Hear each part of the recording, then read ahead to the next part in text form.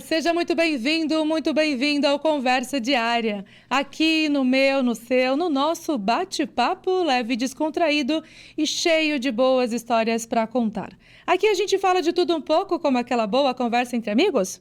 E hoje vamos falar de saúde vocal, da parte auditiva. Vamos conversar com uma fonoaudióloga. Ela vai trazer muitas informações e história de vida também. Então nós vamos conversar com a Alessandra Urso para que ela possa prosear com a gente aqui no Conversa Diária, também passar não somente as questões, particulares, mas profissional também. Seja muito bem-vindo, obrigada por aceitar o nosso convite. Obrigada pelo convite, estou agradecida novamente, né? A gente está sempre juntas aí e estou aí preparada para a gente poder conversar um pouquinho. Obrigada. Então vamos conhecer primeiro quem é a Alessandra Trabucco Urso. Ó, completo aqui, então é Alessandra Remião Trabucco Urso. Isso mesmo. Conta pra gente, como chega a Bauru, inclusive. Eu sou de São Paulo, né? Nasci em São Paulo, vim para Bauru com 5 anos de idade e aqui estou, né? São mais de 40 anos aqui em Bauru, sou casada, tenho 2 filhos, 2 meninos fazendo faculdade, meu marido é farmacêutico e sou fonoaudióloga, já vai para 27 anos, sou formada pelo Sagrado Coração. Hoje, infelizmente, não tem mais essa área, né? O curso na universidade. Já vou para 17 anos de formação como farmacêutica generalista, então fiz 2 faculdades. Então, sou audiologista, tenho especialização em audiologia e fiz especialização em autismo também. Meu marido é farmacêutico, tenho 2 filhos, o João Pedro Urso fazendo o 3º ano de fono, né? Tá seguindo a mãe, né? Na USP. E o Gabriel Urso fazendo odontologia no Sagrado Coração. Orgulhos da mãe. Muito. Muito bom. E até para entender um pouquinho da sua parte profissional, o que te motivou ir para a área da fonoaudiologia foi quando você começou, foi a sua primeira graduação? Minha primeira graduação. Na minha época, eu acabei fazendo magistérios, eu queria fazer medicina, né? Mas eu não tinha como fazer medicina, não tinha em Bauru, meu pai não deixava sair daqui. E aí eu pensei assim, então eu vou prestar odontologia. E prestei na USP e prestei no Sagrado Coração. E fiquei em excedente nas 2. Mas no Sagrado Coração, a gente tem opções. Então, minha segunda opção era fono e a minha terceira opção era fisioterapia, que era o curso que estava iniciando ainda. E aí eu passei e fui para fono. Meu pai achava uma área maravilhosa, porque meu irmão tinha problema de dicção. Bom, fui fazer o curso de fono, né? Com todas as dificuldades. Quando eu estava indo para o 4º ano de fonoaudiologia, eu ainda queria desistir. Aí eu peguei meu primeiro caso, um caso neurológico. Aquilo fez eu ter o amor pelo curso que eu tenho hoje, né? Pela minha profissão, para falar a verdade. E desde então, não parei. E tô aí, ó. Acabei fazendo farmácia, porque eu queria completar o meu curso de fonoaudiologia com um curso técnico de informática. Não tinha nada a ver, mas para poder fazer algo que eu via que as pessoas não me entendiam, né? Do que criar de programas. E aí meu marido falou assim, para fazer 2 anos de curso técnico, então vai fazer farmácia, né? E eu fui fazer farmácia. Prestei, passei, fiz 2 anos e meio de farmácia, concluí, fiz a especialização em homeopatia. E hoje eu trabalho as 2 muito coladinhas. Importantíssimo. Eu até te conheci, Alessandra, foi na busca de ajuda, foi quando eu estava afônica, então você me ajudou também nessa questão da voz. Sim. E na atualidade, até para as pessoas entenderem, as pessoas, os clientes que te procuram, quais são as queixas mais frequentes que você atende no consultório? E também já aproveitando aí, falando sobre zumbido, já vou deixar essa deixa aí para você falar para a gente. No consultório, a minha procura é grande na parte de voz, né? Rouquidão é o que mais tem, porque a maioria que me procuram é pacientes que tiveram problemas de tireoide, tá? Então, assim, eu trabalho bastante, é mais essa parte de rouquidão. Fora isso, eu trabalho com a parte audiológica. Então, o meu forte na clínica é a parte audiológica, né? Então, tenho aí a empresa de aparelhos auditivos, faço a parte de diagnóstico, a parte de processamento auditivo central.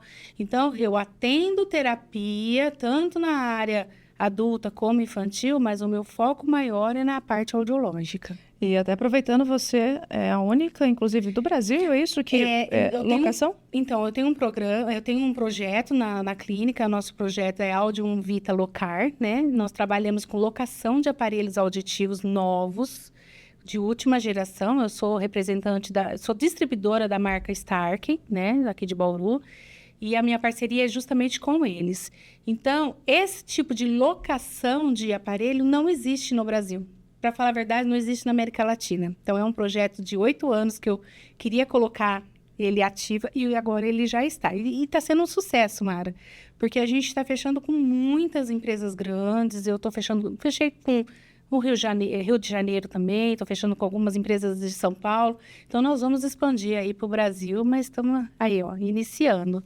E quais são os sinais que as pessoas apresentam? Então, vamos continuar ainda pensando nessa parte auditiva, né, quando elas te procuram ou que elas devem ficar atentas, que precisam buscar um profissional.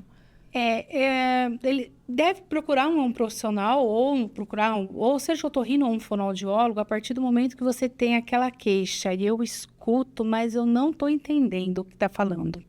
Então, não é que a pessoa é surda, é que ela tem uma deficiência na audição. Então, é um primeiro passo de estar procurando um profissional. Mas, eu sempre falo que a gente deve fazer o exame pelo menos 2 vezes no ano.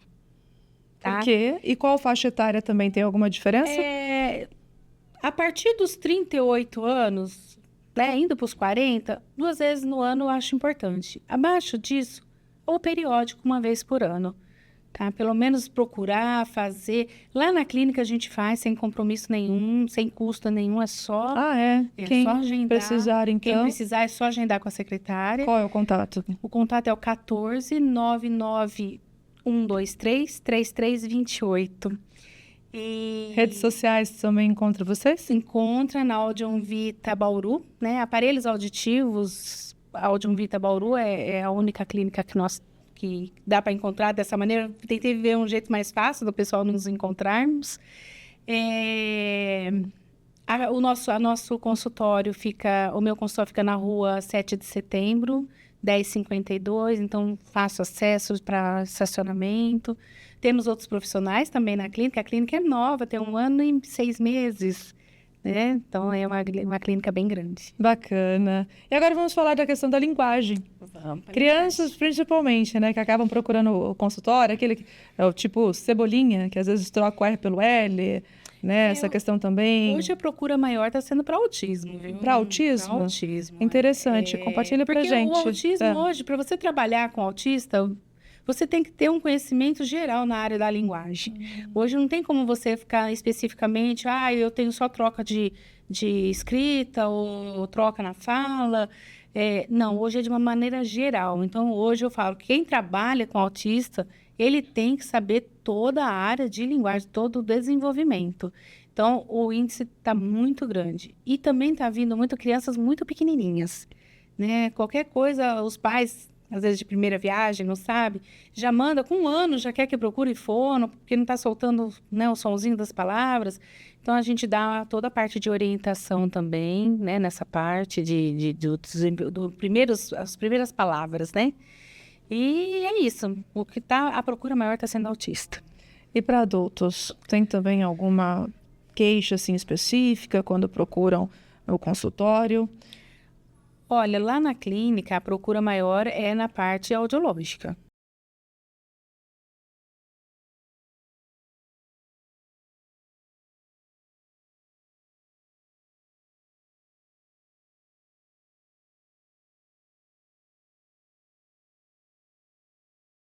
Mas ainda tem a procura, inclusive de adulto, no processamento auditivo central. Porque às vezes a gente confunde o TDAH. O TDAH às vezes está associado com o processamento auditivo central. Você faz avaliação também? Faço avaliação, né? Então, sou especialista nessa área. Então, e aí, no caso, a partir do momento que a pessoa descobre ali por meio da avaliação, faz toda a diferença para a sua rotina do dia a dia? Como que funciona? E quanto tempo, mais ou menos, existe um prazo Quando tem para esse tratamento? uma alteração no processamento, eu tenho um pacote de terapia. Minha terapia é de 10 sessões e não passa disso. 10 sessões é o suficiente para você ter a resposta daquela habilidade auditiva com deficiência. Então, o que eu faço? A pessoa percebe essa diferença a partir da segunda para a terceira sessão. E é assim, eu falo e acontece, porque a pessoa percebe essa diferença. Não só ela, mas ao redor dela, né? Os familiares também já percebem. Adulto e criança. E tá vindo muito adulto, viu? Pro consultório com essa queixa. E falando agora sobre cera de ouvido. O que é mito e o que é verdade? Sim, o excesso de cera no ouvido, porque todo mundo tem produção. Com os anos, com a idade, às vezes a produção se torna maior. Então, o que a gente tem que fazer é sempre procurar um especialista e remover o excesso de cera, porque a cera ela serve para lubrificação da membrana timpânica. Quando você tem em excesso, você tem que remover isso. Então, quando você tem uma rolha de cera, a pessoa refere ao quê? Eu não escuto direito. Eu sou surda. Tem um zumbido que não tem jeito. Quando eu tomo banho, então fica pior ainda. E tem pessoas que referem dor, porque às vezes coloca cotonete, que é uma coisa que não pode se usar. Quando coloca o cotonete, ele já empurra dentro do conduto auditivo próximo da membrana timpânica. Então, é uma área de sensibilidade. Então, dói bastante, até para abertura de boca. Então, o que eu peço? Para sempre dar uma olhadinha. Tenho pacientes que vão na clínica para que eu possa olhar. E aí, eu faço a orientação da lavagem, né? E fazendo esse acompanhamento, então, não corre o risco de você ter, às vezes, realmente um zumbido, né? Você acaba descartando um zumbido, acaba descartando uma deficiência auditiva. E não deixo o conduto respirar, tá? O excesso de cera pode gerar bactérias, fungos e infecções. E causa dor para fazer essa retirada da cera? Como que funciona essa remoção? Parece um turbilhão de água dentro da orelha, né? Só desse jeito. Dor não. Mas hoje os médicos fazem por sucção ou só coloca uma pincinha e consegue pegar a cera quando ela é mais dura e puxa ela. Mas não, os otorrinos que eu indico, eles são muito cuidadosos. Então, assim, vai na tranquilidade, não dói não. Você até comentou sobre a questão do cotonete, né, que acaba trazendo esse problema. Além dele, quais erros também que as pessoas elas acabam cometendo? Álcool dentro do ouvido. Álcool, né? Então, nadei, o ouvido tá tapado. Põe álcool. O álcool, ele seca a membrana, ele seca a parede do ouvido. Então, isso é um risco de você ter uma perfuração timpânica. Uma vez no mês, você pingar um álcool numa natação, tudo bem. Fora isso, compressa morna, porque a compressa morna vai fazer o quê? Vai evaporar aquela água que está atrás da membrana e vai abrir o conduto. Essa compressa que você menciona... Pode ser bolsinha térmica ou um paninho depois que passa um ferro não muito quente para não queimar a orelha, né? Aí você coloca, deita em cima. Então, essa parte térmica, ela faz com que evapore e melhore. Aí você pode entrar com um analgésico para passar uma dorzinha que às vezes tem, tá? Mas não enfiar mais nada dentro do ouvido. Entendeu? E em relação aos atendimentos com adultos e crianças, você falou também dos autistas, né? Que hoje tem essa procura muito grande. E é importante identificar e fazer esse tratamento, traz uma qualidade de vida. O que você observa, né, depois que quem passa com você, com os tratamentos?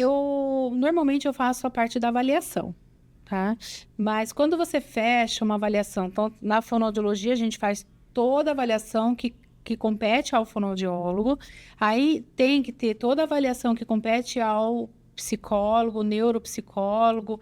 Então, quando você tem um diagnóstico fechado, quer dizer, uma suposição, aí tem que encaminhar para o médico para fechar o diagnóstico mesmo. E aí sim entrar para a terapia multidisciplinar. Então, com a fono, com a psico, com a TO. Então, essa equipe toda trabalhando é fabuloso. Quando que os pais ou até mesmo responsáveis devem procurar um profissional? Porque hoje tem algumas pessoas, a gente ouve falar, hoje tudo é moda, né? Então, quando você realmente deve se atentar e procurar um profissional para que identifique, se tem o quadro ou não e para que busque a ajuda adequada? Você tem que observar a criança desde pequenininho. Se ela olha para você quando é chamada, como que ela manipula a mãozinha dela. Como seria essa manipulação? A manipulação de flaps, né? Então, se criança que tem hábito de brincar com os brinquedos todos enfileirados, com brinquedos que não... pedaços de brinquedos. Então, assim, mas é que são tantas coisas. Então, eu acho assim, viu que a criança não está igual a outra criança, ou a mesma em casa, ou de um amigo, não custa levar e fazer uma avaliação, tá? Porque, realmente, hoje, não podemos dizer que é um autista. Hoje tem tantas coisas associadas, porque o autista não vem sozinho. Ele vem junto com uma crise de ansiedade, com um TDAH, com um TOD.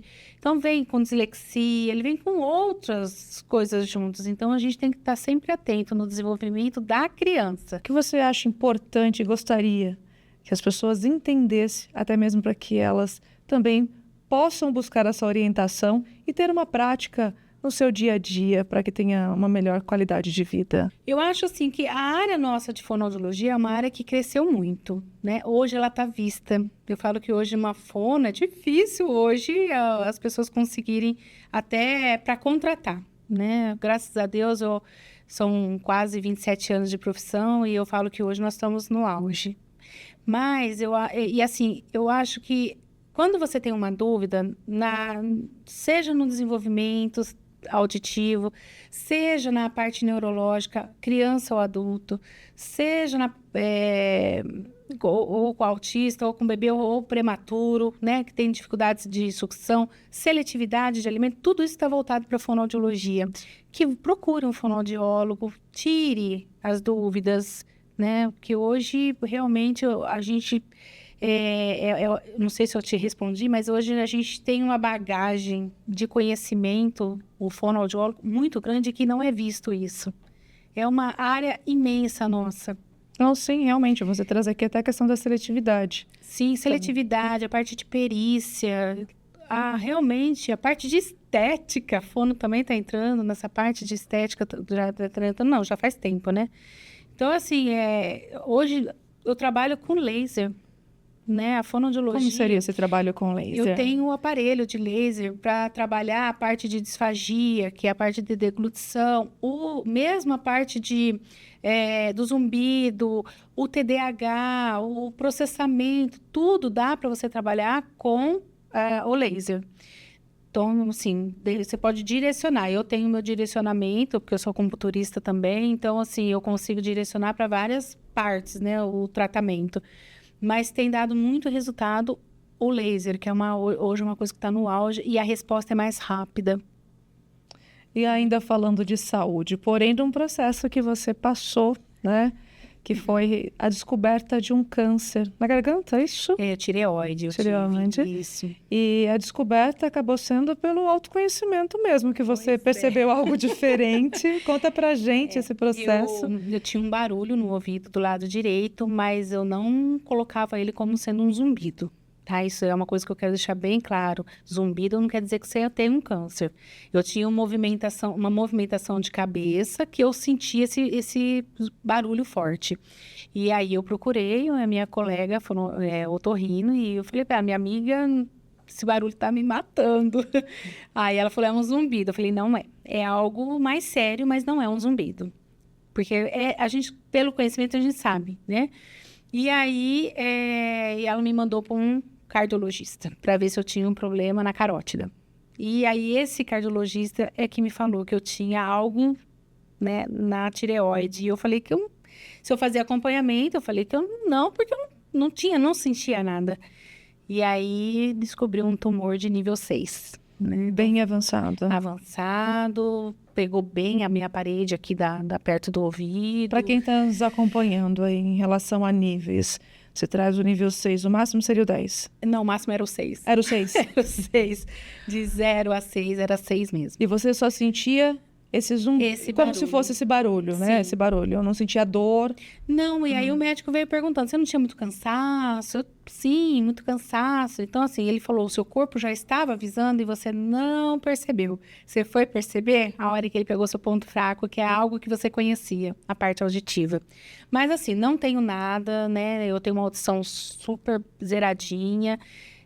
Fiz a minha cirurgia, removeu toda a minha tireoide. Eu tinha, na parte aqui do colo, eu tinha mais 18 focos, 3 com metástase, todos eram carcinoma.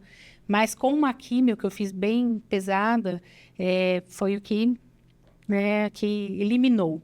Então, hoje, graças a Deus, a minha otorrino conseguiu salvar a minha prega vocal, porque eu tinha a probabilidade de 90% de perder a movimentação dela por lesão, mas eu tô aí 100%. E Eu acho. ajudando outras pessoas com o mesmo problema e fazendo acompanhamento, que isso é importantíssimo. Eu quis trazer essa informação, Alessandra, justamente para deixar em evidência duas questões. Uma é procurar a ajuda de um profissional. Você, no caso, por ter o autoconhecimento e ter também essa experiência profissional, buscou a ajuda de um profissional. Sim. E também da questão de, ao descobrir uma doença, como o câncer, por exemplo, vai entender que é uma sentença de morte. Está você aqui compartilhando conosco. Gostaria que você comentasse sobre essas duas situações, né? Tanto da descoberta, quanto também da força que você tem. Hoje você compartilha com outras pessoas. Quando a gente descobre, a gente acha assim que realmente é o fim do mundo, né? Mas não é um fim do mundo, porque que foi tão engraçado que quando eu descobri que o médico, ele jogou muito limpo comigo por saber que eu era fonoaudióloga, né? E aí ele falava assim pra mim, mas doutora, você entendeu que você tem um tumor? Eu falei, eu entendi. Não, mas a senhora tá bem? Não, eu estou bem. Mas assim, a ficha não caía. Tanto que ele me acompanhou até quase até o elevador, porque eu ainda não tinha caído a ficha. Quando eu entrei no elevador com meu marido, aí caiu a ficha, né? Que eu tinha um câncer. E aquilo para mim realmente é uma coisa que assusta. Mas eu fui firme, fiz tudo que eu tinha que fazer, segui tudo certinho, fiz os acompanhamentos que tinham que ser feito. Tive a força do meu marido, logicamente, se não fosse ele, né, para me ajudar, meus filhos. E aí, tô aí, ó, firme e forte, tô recuperada. Então, eu acho assim, quando a gente tem descobre, vai atrás. Viu que tem alguma coisa, porque a gente sabe, a gente sente que o nosso corpo quando não tá bom. É a hora que ele tá avisando que ele tá pedindo socorro. Percebeu alguma coisa que não tá normal? Vai atrás, né? Procura ajuda, não deixa quieto. Não vai deixar quieto que, mais pra frente eu vou, isso aí não é nada. Vai atrás. Porque tudo que tiver no começo a gente consegue recuperar. A família foi importantíssima também nesse seu Muito. período desse processo. Muito, muito. E importante. até, aproveitando que você mencionou o esposo, o marido, compartilha pra gente como vocês se conheceram, né? Já vou dar uma adiantada aqui, né? Vocês se conheceram no escoteiro, né? Você também já foi chefe de tropa de escoteiro. Sim. Então, falando aí como foi esse encontro de vocês, mas antes nós vamos precisar ir para um rápido intervalo, depois você conta pra gente. Com certeza. Tá bom? Então, nós vamos tomar uma aguinha, daqui a pouco a gente volta, tá? E ela continua contando pra gente. Você acompanha a Alessandra Urso. Até daqui a pouco.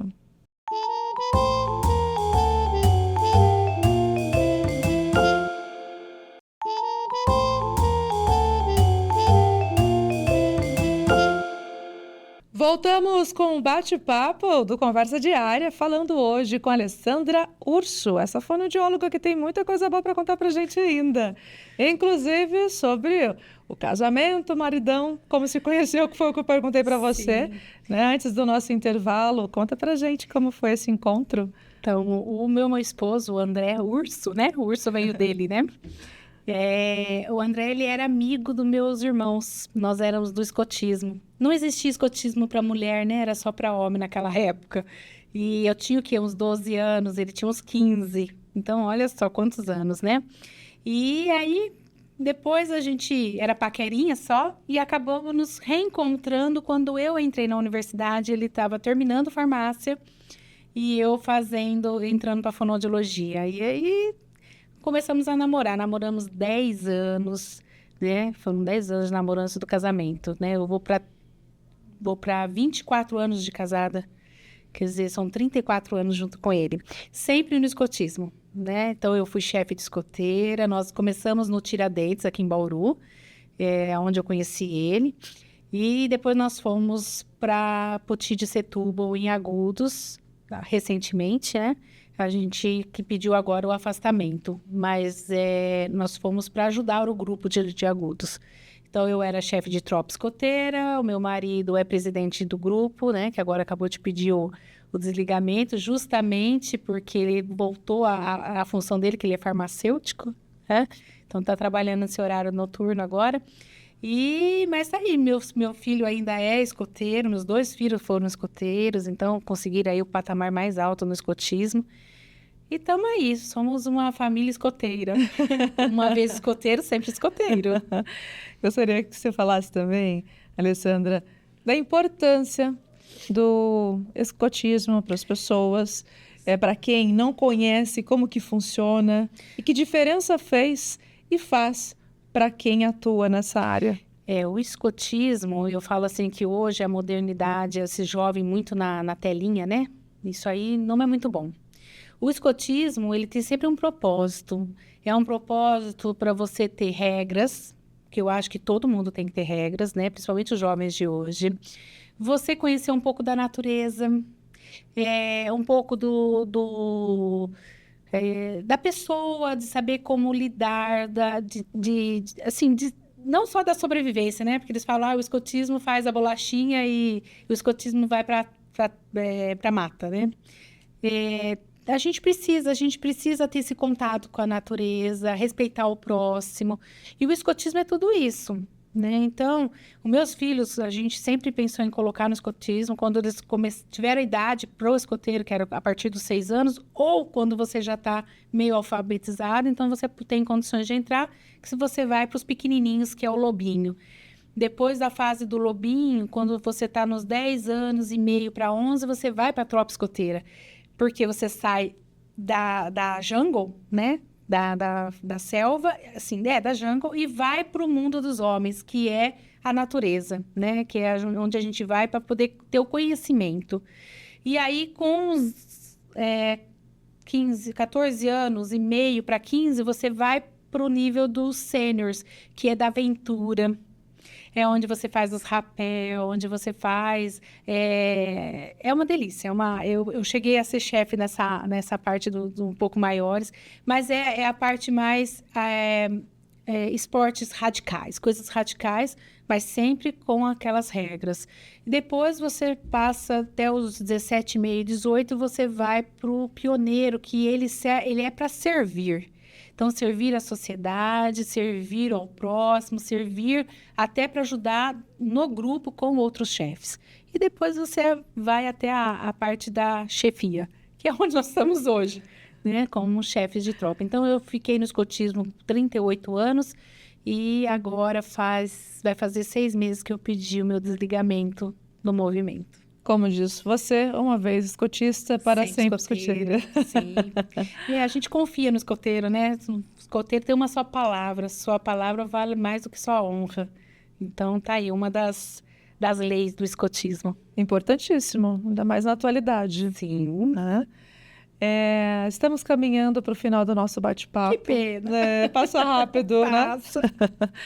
E de tudo um pouquinho que nós falamos... Tem alguma coisa que você gostaria de complementar e que não foi abordado? Que você acha importante compartilhar com o nosso público? Eu acho que a gente acabou abordando um pouquinho de cada parte da profissão, né? Da saúde, da fono. Minha pessoal, para me falar um pouquinho quem é a Alessandra. Eu acho que foi completo, né? Eu acho assim, se tiver interesse na parte do zumbido, que é uma área... que tem uma procura muito grande, porque a ansiedade desenvolve muito o zumbido também. Está muito associado hoje. E o índice de pessoas com crise de ansiedade está ficando cada vez mais alto. Então, tem essa questão A ansiedade pode desenvolver também o zumbido. Então, a gente pode marcar de estar vindo, eu venho, falo um pouco sobre o zumbido, as diferenças, o que a gente tem que ficar de alerta. Eu acho Já aproveita e deixa essa dica pra gente mais uma vez, reforça Sim. sobre como ficar em alerta, né? Quais momentos. você que sofre, né, crise de ansiedade, uma depressão também, ou por conta de cera no ouvido, ou porque alguém tem na família alguém com problema de audição, então começou a sentir um zumbido, fique em alerta, procura, porque às vezes a gente acha que é uma coisa que nunca mais vai sair, e às vezes é uma coisa passageira, porque zumbidos são vários índices. Tem cura? Cura não, porque não é uma doença, é uma consequência. Então, se você tem um zumbido, ela tem uma consequência. Por isso que essas consequências podem ser por ansiedade, uma depressão pode desencadear, uma perda de audição, um problema na coluna, várias coisas podem desencadear um zumbido. Então, e o zumbido às vezes está associado também a uma labirintite. Então, uma coisa está meio ligadinha à outra. Então, é uma coisa que assim, é um assunto para ser bem explorado, para falar a verdade. Muito bom, muito bom. Dicas importantes. Para você, Bauru, o que significa? Já que chegou aqui na nossa cidade pequena, né? Vim Com pequeno, 5 vim com aninhos. 5 anos para Bauru. Amo essa cidade, já tentei sair daqui, não voltar para São Paulo, porque eu não gosto da capital, mas eu tentei ir para Florianópolis, onde moram, né, meus pais, hoje só minha mãe, meu pai já veio a falecer faz 10 anos, não consegui ficar na cidade, voltei para Bauru. Então eu gosto dessa cidade, né? Fiquei aqui, tenho meus filhos aqui, é onde eu criei raiz. Muito bom. Eu, como bauruense, fico feliz e te acolho mais ainda que você possa Obrigada, continuar Mara. desenvolvendo esse ótimo trabalho que você faz. Obrigada. Obrigada por aceitar o nosso convite. Eu que Desejo agradeço sucesso. de todo o coração. Obrigada. Então, nós encerramos hoje o nosso bate-papo com a Alessandra Urso. E você continue ligado com a gente. Vou agradecendo, claro, né, essa oportunidade que você nos deu e nos acompanhou até aqui. Obrigada, gratidão imensa e até o nosso próximo encontro. Tchau, tchau.